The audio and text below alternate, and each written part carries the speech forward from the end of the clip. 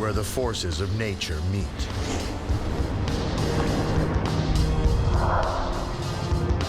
In a hidden world, a tropical miracle. At this moment, evolution is building a living colossus, a giant built by nature's tiniest creature, a model of reincarnation, a survivor born from disaster.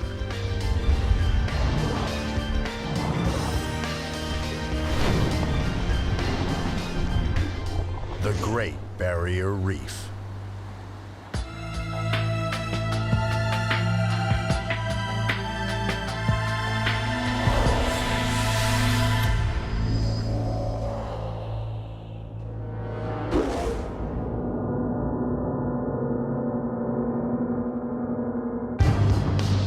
The world's largest structure isn't man-made. Nature built it. A coral reef, half the size of Texas. A living jewel off the coast of Australia, so large it can be seen from space. And within it, a vast aquarium like none on Earth. No other waters are more diverse. Of fish alone, experts have identified 1,500 species, and counting.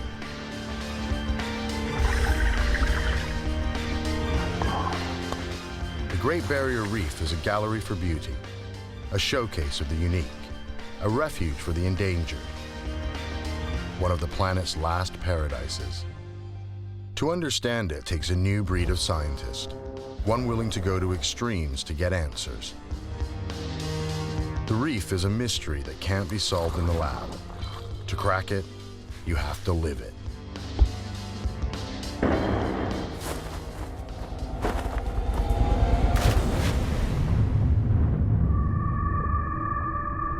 Beauty swims with violence. Fish here have the shortest life expectancy on the planet, yet the reef is an orchestra of the living.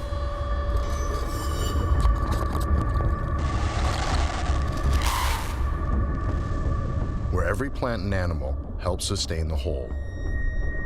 The waste from parrotfish cements the reef. Stinging anemones provide a haven to the vulnerable.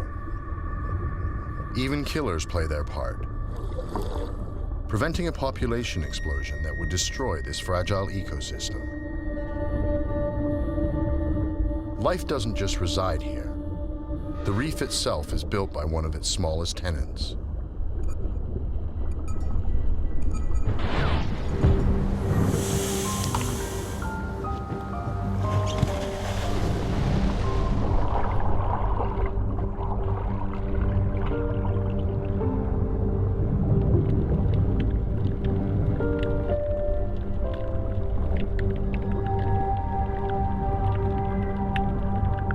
For more than 15 years, marine scientist Dave Wackenfeld has been coming down here to study coral polyps.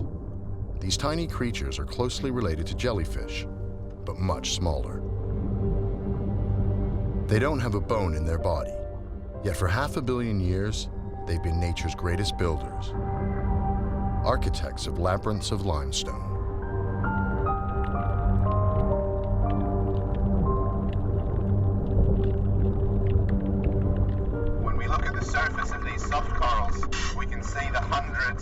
Tiny polyps.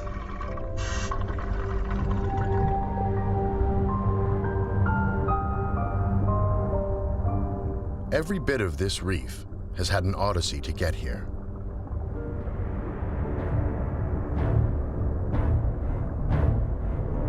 The coral starts out life as larvae, floating free in the ocean.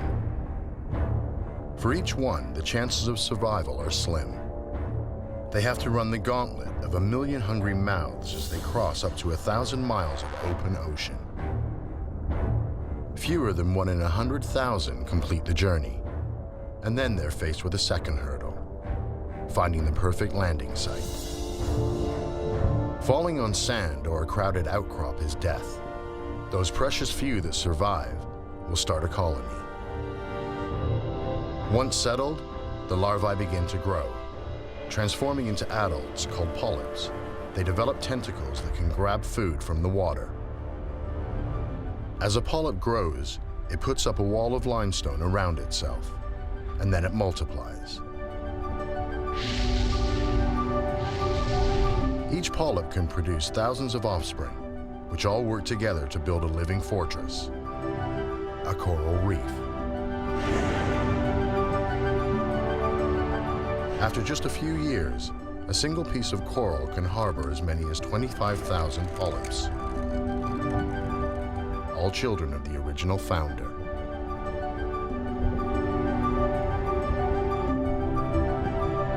These creatures live fast, but not all die young.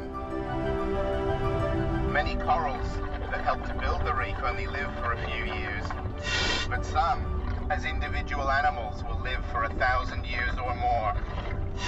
These animals are as ancient as any plant or animal on our planet. They're quite incredible.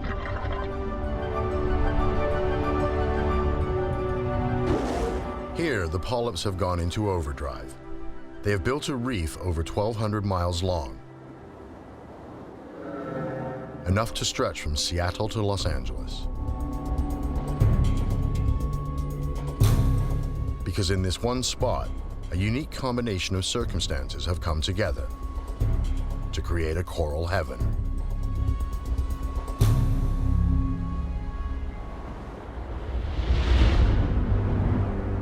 The whole reef sits on the barely submerged edge of the Australian coast, known as the continental shelf.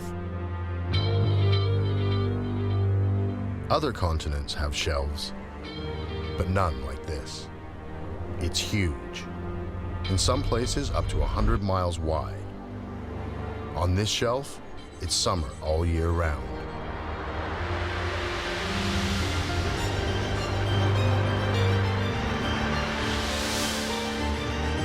Most of all, it's shallow. So this whole stretch of seabed is blasted in sunlight. To polyps, light matters as much as warmth, because living within its tissues is a plant.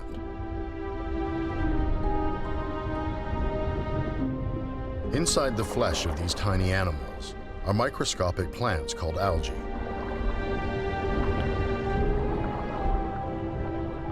But these aren't parasites. None of this would be here without them. When the algae photosynthesize, they take energy from sunlight and carbon dioxide. They make sugars, which help to supply energy to the coral. It's one of nature's perfect partnerships. By capturing the energy from sunlight, the algae supercharges the coral, providing it with up to 20 times more energy, fueling the rapid growth of the reef. When the first coral arrived on Australia's east coast, they'd found the best place on Earth to make a home. One huge, shallow sun trap.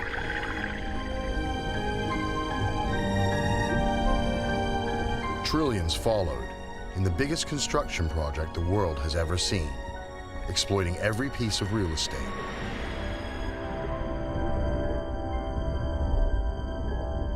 Right up to the very edge of the continent, where the seabed plunges into the abyss. Today, it may look like paradise, but hidden deep beneath the waves lies one of its most brutal and violent secrets. The Great Barrier Reef seems idyllic, life in perfect harmony, bathing in warm water all year round. But in the past, this paradise has gone through hell. Scientists now believe that it has endured massive catastrophes that wiped out the reef, almost stripping it of life. Catastrophes that traumatized the entire planet. Scientists are only just beginning to uncover the whole truth. On the outer edge of the reef, there is evidence of an anomaly. It looks like another reef, but it's 190 feet below the surface, where no reef can survive. No one has ever sampled it. Geologist Jody Webster is about to be the first. But these are dangerous waters. Shows it really quite well. In order to bring back a piece of this mystery, His team of divers will be risking their lives. Diving problems, you've got currents, tides, waves. We haven't been here before, we haven't been this deep. So. One of those cylinders lasts a lot less than it does near the surface. One breath of air down there is equivalent to 6 breaths up here.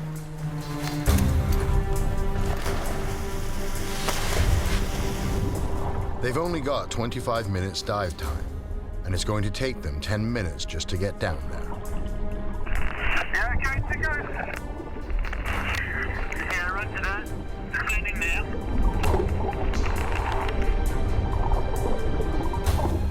Just passing through 10 metres, over. Marine life is concentrated at the very top of the ocean. The further down they descend, the tougher conditions become. Visibility's not that good, over. At only 60 feet down, the amount of light is only a quarter of that at the surface. The warm colors of the sun's rays have all given up, leaving a world shot through with the coldest blue. For plants, it signals the start of the death zone. Echo, which way do you reckon it is? This direction. 30 metres. Coral needs a water temperature above 72 degrees Fahrenheit to live. The deeper they go, the cooler it gets. Hit the 40 metre mark. Halfway through our tank, it's still got a long way to go, over. Finally, their target is within reach. Just start to see the bottom now. It's the edge of the 50-metre feature. Oh, there's a clear outcrop. It's quite extensive. The wall's almost vertical, look at that. Echo's just going over the edge now. Oh, here we go. Into the abyss. At 150 feet down, they're entering a world where hard corals can't survive. Down here, there are only specialist soft corals, like these sea fans, the last frontier of life on the reef. The divers reach their target, a massive ridge, 190 feet down. I'm just taking this sample. We're at this confirmed depth at 58 metres.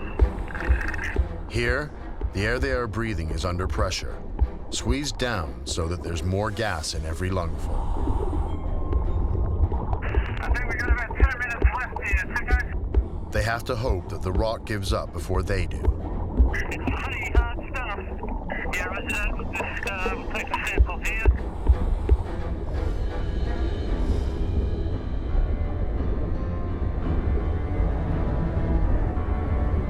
Okay, I've got the sample.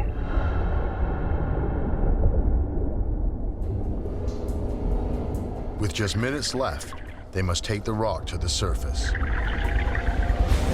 Let's have a look. What do we got? For Jody, this is the moment of truth. Hey, there we go. Whoa. Yep. He's the first person to see what's hidden deep below the reef. Yeah, it's definitely coral in there.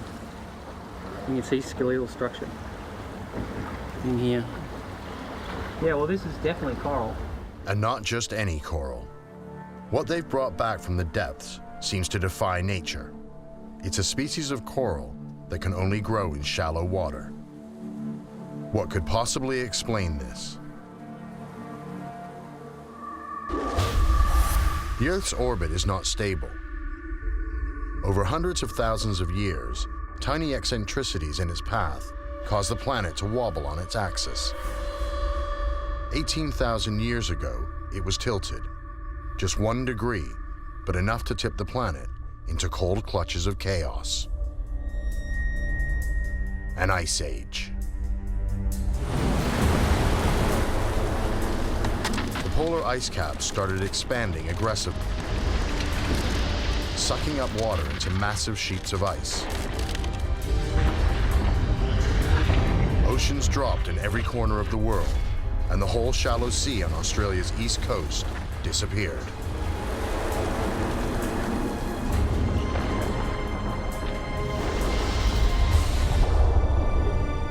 The reef was left high and dry, exposed to air and harsh sun. A trillion tiny creatures died in their own homes. For the coral, it was an apocalypse. When the Ice Age ended, the sea came back and submerged the dead reef. But what brought it back to life?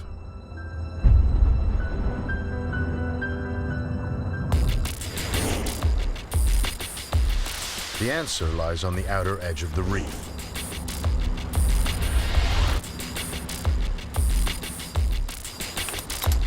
Will Gadd is heading for an encounter with an invisible force of nature that waits in the same place all day, all night, all year. It's both a killer and a giver of life. This is one of the most famous dive sites we have here. So we're at the top of Ribbon Reef number 10. You can see on the other side there, you can see the waves breaking. That's the open ocean.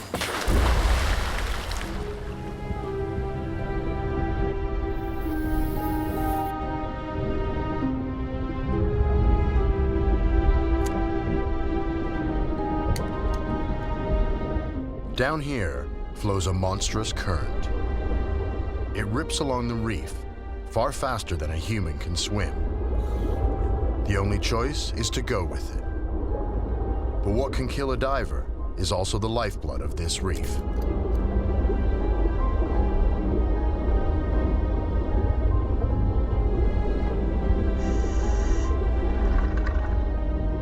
It's called the East Australia Current, and it is the secret of how the Great Barrier Reef came back from the dead. Over 100 miles wide, 1,500 feet deep, and it ferries southward about 30 million tons of water per second, 2,000 times the flow of the Mississippi River. It carries a constant resupply of coral larvae from other reefs and other oceans, ready to repair any damage that the reef has suffered, however big.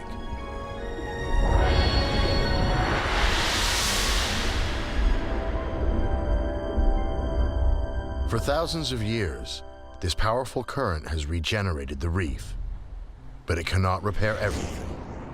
Beneath the waves lie deeper scars. The largest coral reef on Earth is home to a dazzling diversity of marine species, some found nowhere else on the planet. It's a panorama of alien shapes and riotous color, where even the flamboyant mandarin fish can blend in. These coral gardens are home to armored reptiles and the softest of killers, the cone shell and the blue-ringed octopus. Delicate, graceful, and with enough venom to kill 24 people. While above glide giants, manta ray, and wandering minke whales. It is the most diverse ecosystem known to man, but this world used to be very different. Where fish now swim, birds once flew, and this whole forest of coral was once a tangle of trees and bushes. And this man can prove it.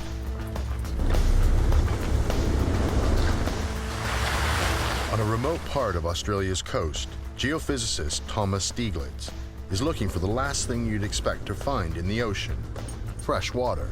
We're on our way to a beach way up north. It's an Aboriginal community where people have told us that there's a lot of springs on the beach. Well, if there's water out there, where do you expect this water to come from? How does it actually get out there?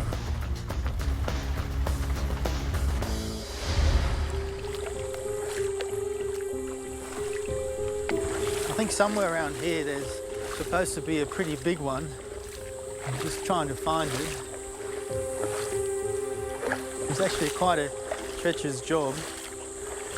What we call quicksand actually on beaches. You can actually fall into that because it's such soft sand. Here it is. Got it, I think. A spring. And what's actually coming out of this is fresh water. you can drink. You see the stuff bubbling out. This is what the traditional owners of this place call booyabindi, freshwater in the ocean. The locals call them wonky holes. Freshwater springs in the middle of the sea.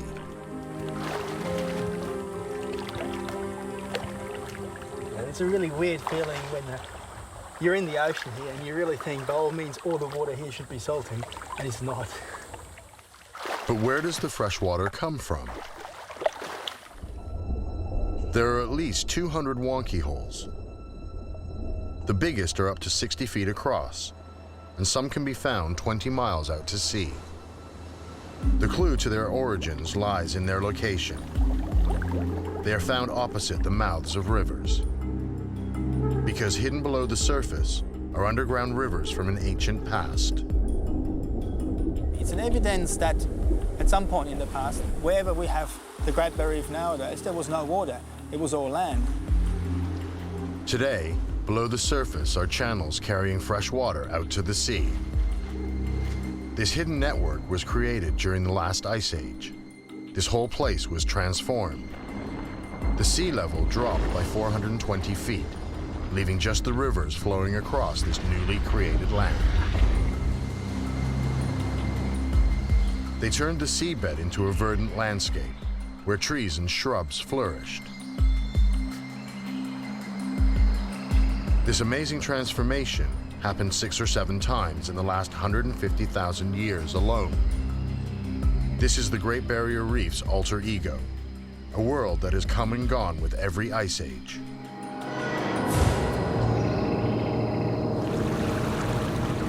Surprisingly, annihilation has been good for this reef.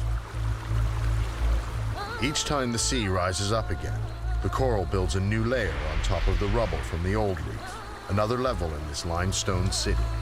So with every wipeout, the reef has ended up even bigger. But the wonky holes will never be completely covered up, because coral can't grow in fresh water. They'll remain an indelible reminder of the reef's past lives.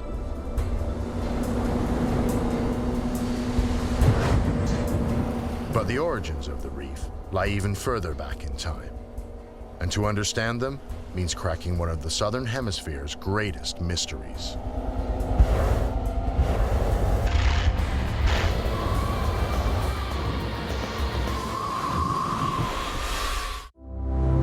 It takes a unique set of circumstances to build something the size of the Great Barrier Reef, the most important of which is its perfect location.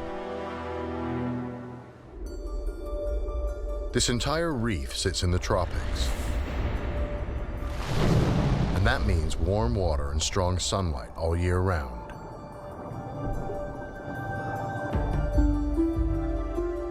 Without them, it simply could not grow to this colossal size. So how did the Great Barrier Reef end up here, perfectly located? Has it always been here? The geological evidence says no. Incredibly, it seems Australia started life about as far south as you can get, as part of Antarctica. Far too cold and far too dark for this epic reef. But the evidence of this incredible transformation isn't in the sea, it's found inland. Something so big, it transformed this place from a cold, dark world to a warm, tropical paradise.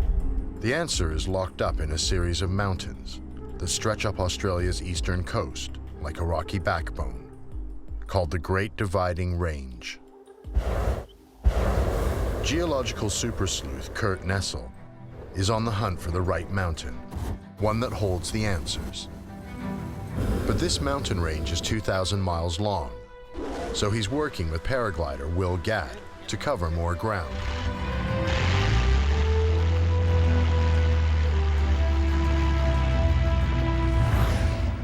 Kurt is looking for this spectacular peak.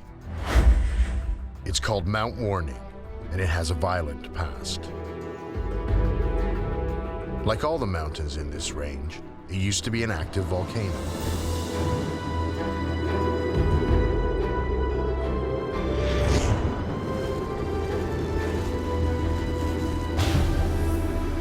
looking at the core of the volcano, which is referred to as Mount Warning, that peak extends up to just a little over 1,100 meters. But when it was active, the peak of this volcano was 6,000 feet high. Millions of years of wind and weather have worn it down. 100 miles north are the Glasshouse Mountains, all that's left of the interior of another huge volcano. To understand how the Great Barrier Reef began, they'll need samples from both mountain peaks.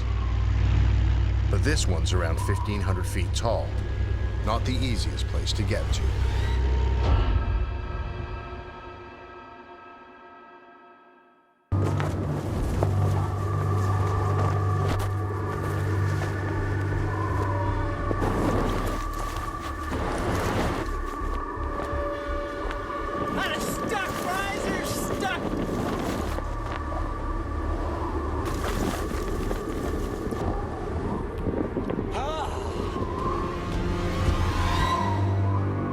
With the wing under control, the quest can begin. This is the mission here, Glasshouse Mountains. Time has eroded this volcano beyond recognition. All that remains is the central core of lava that once lived within the volcano. It has cooled to form the sheer pinnacle of rock. Riddled with cracks, it has left handholds.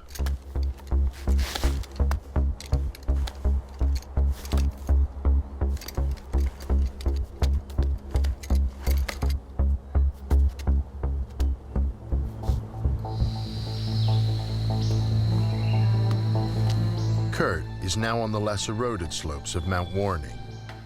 Slopes built from dust and ash from ancient eruptions. But that's not what he needs. He's looking for a sample of pristine lava. High on Mount Warning, he finds it. The rock, as you can see, is very, very weathered. Most of the rock itself and the crystals that are in it are still fresh. And these are datable. All lava has a chemical signature that tells scientists where it came from and when it was erupting.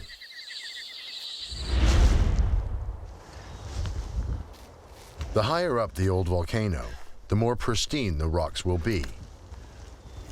They are the last remaining evidence of the eruption, which created this volcano more than 23 million years ago. Only these rocks can reveal the full picture.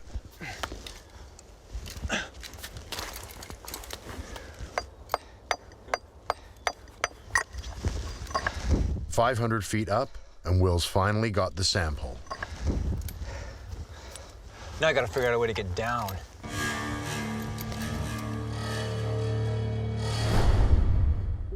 Analysis of the rocks from the Glasshouse Mountains and Mount Warning reveals something amazing. The lava in these two mountains, 100 miles apart, comes from the same place. How? The answer lies in an incredibly rare geological phenomenon.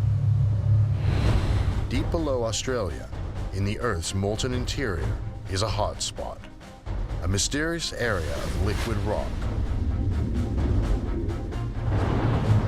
It's hot enough to punch fresh lava all the way to the surface. But there's something very special about hotspots, something that allows them to reveal the story of Australia's past. Because hotspots don't move, but continents do, sliding right over them. This chain of mountains is a record of that movement. Tens of millions of years old, it proves that Australia has been moving northeast all the way from Antarctica at about 5 inches every year. And that makes it the fastest moving continent on the planet. 50 million years ago, Australia was near the South Pole. Cold water in the darkest of winters, conditions no coral could survive. But then it began to move north.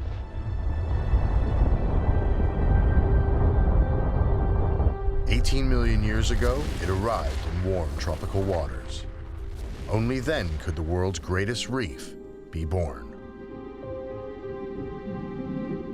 Australia's epic journey may have created perfect conditions for coral, but it also put it in the line of fire of the most powerful storms on the planet.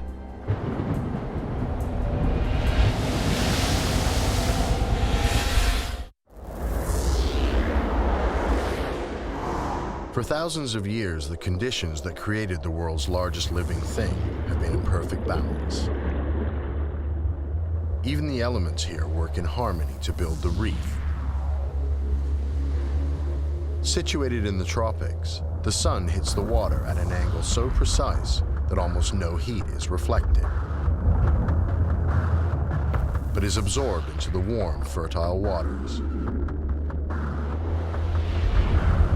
But not everything here is so benign. Some of nature's most brutal forces rage in this sea. From the west, cyclones gather strength as they race across the Pacific.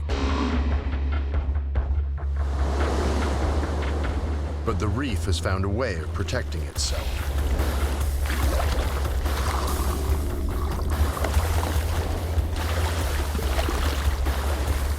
It's called the Great Barrier for a reason. It acts as a wave break, soaking up the power of storms and sheltering the coastline. It's Australia's first line of defense against the rages of the ocean, protecting not just the reef, but an entire continent.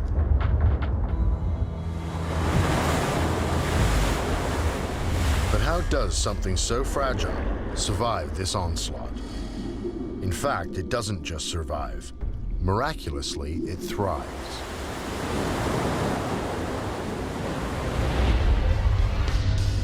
The waves here act like forest fires, sweeping through the reef, clearing away old growth. Dead and dying coral is removed, and space is made for new life to take hold. And wave action carries off sand and silt that could smother the corals. These destructive waves are as much a part of the reef's life cycle as the animals that inhabit it and the corals that make it.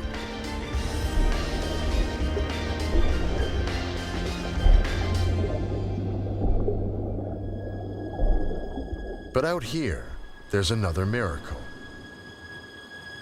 100 miles from the coast, in the midst of this huge flat sea, suddenly and without warning, land jumps up out of the blue.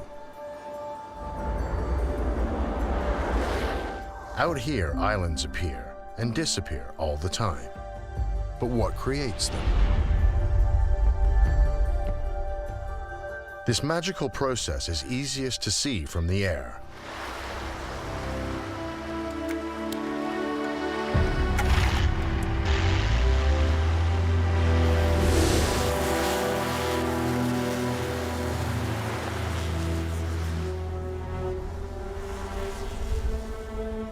When waves hit the reef close to the surface, they smash its rocky skeleton, grinding it down into sand.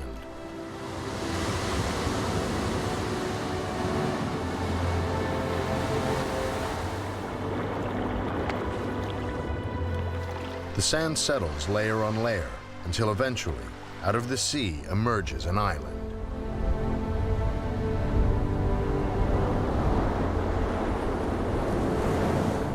Some of these new islands will be wiped off the map by cyclones. But with help from on high, islands can endure or even grow.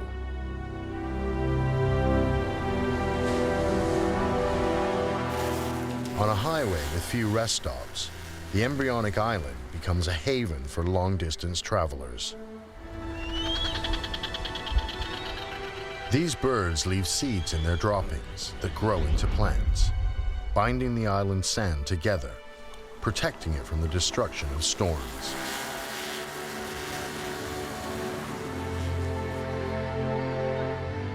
An entire island paradise formed out of the sea, grown by the animals that live there. Today, the elements that support the reef are in fine balance: sun, wind, and waves. But it doesn't take much to tip the balance, plummeting this huge reef into disaster.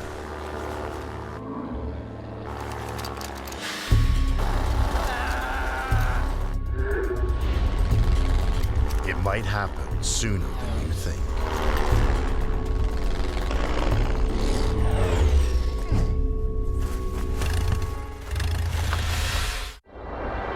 $18 million years ago, a series of remarkable events conspired to create the Great Barrier Reef.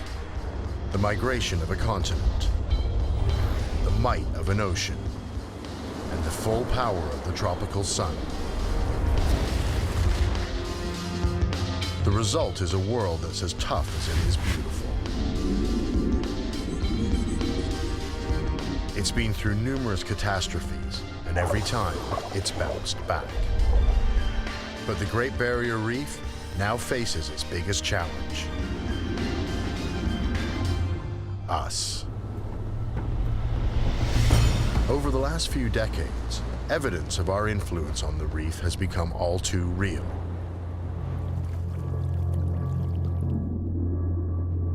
Marine biologist Ove Gelberg is on the front line to protect it. Today, he's come to look for one of its greatest enemies, a single creature with the power to destroy the largest reef in the world. Relatively small changes in the conditions can cause some species to literally explode. And one of those is the crown-of-thorn starfish. This evil-looking animal grows up to 3 feet across, is covered in sharp, venomous spines, and its favorite food is coral. They can descend on the reef in their millions, swarming over it and eating it alive. Like all starfish, it has the amazing ability to exude its stomach when it's feeding out of this hole here, digest the coral, and then soak up all the goodies, leaving essentially just the skeleton. This starfish is capable of producing 6 million children every year. Normally, very few survive. But now man has tipped the odds in their favor. Fertilizers from inland farms have washed down from the rivers onto the reef. They make the perfect nutrient for the baby starfish, and their numbers go through the roof. The population can explode to 2,000 times its normal level. And they're incredibly hard to kill. One of the early methods of getting rid of starfish was to cut them in half literally with a knife. But starfish have this amazing property where they regenerate. Far from killing them, cutting these animals in half actually creates 2 of them. They have to be physically picked off the reef or injected with poison to control their numbers. Today, pollution levels have dropped, and so has the crown of thorns population. For now, anyhow. But there are worse things that the modern world is doing to the reef.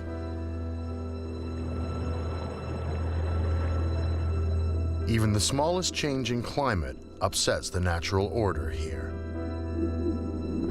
The turtles are already feeling it.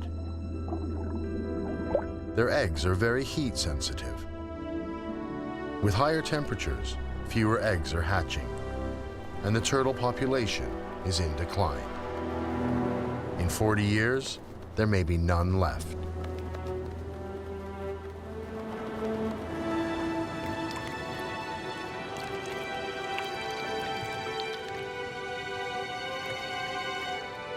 And the coral reef itself is in grave danger because water temperature is a matter of life and death. A change of just 1 or 2 degrees can wipe it out. But scientists are discovering that coral isn't totally defenseless. It has a protection mechanism that defies belief. If temperatures get too hot, coral responds by trying to change the weather. It exudes an invisible chemical that floats above the water and encourages clouds to form. providing shade on the hottest days. It's an astounding mechanism, but it looks like it's being overwhelmed. Recently, the coral has been telling us that it's had enough. Because when it overheats, it self-destructs, expelling the algae that live with them. They turn deathly pale, a process known as bleaching. It's a desperate measure, will eventually kill them.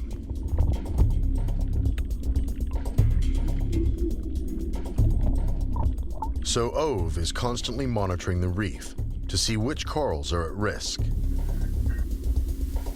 Now, there's no point in using this instrument on these corals because they're dead. A temperature rise of just 2 degrees would wipe out almost all the coral on the Great Barrier Reef, a change that could happen within the next 60 years.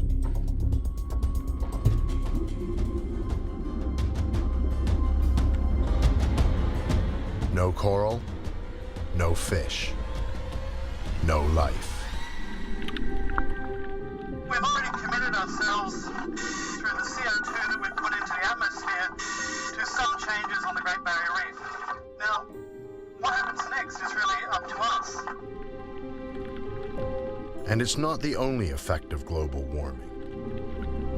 As carbon dioxide levels rise in the atmosphere, acidity levels rise in the ocean, dissolving the living coral away from the rocks.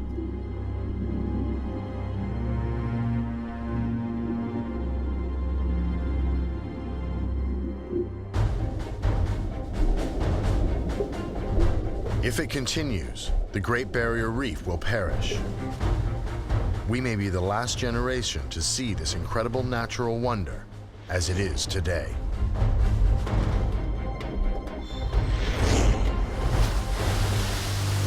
But the one thing that the past has taught us is that the reef always bounces back. The question is, will we be around to see it?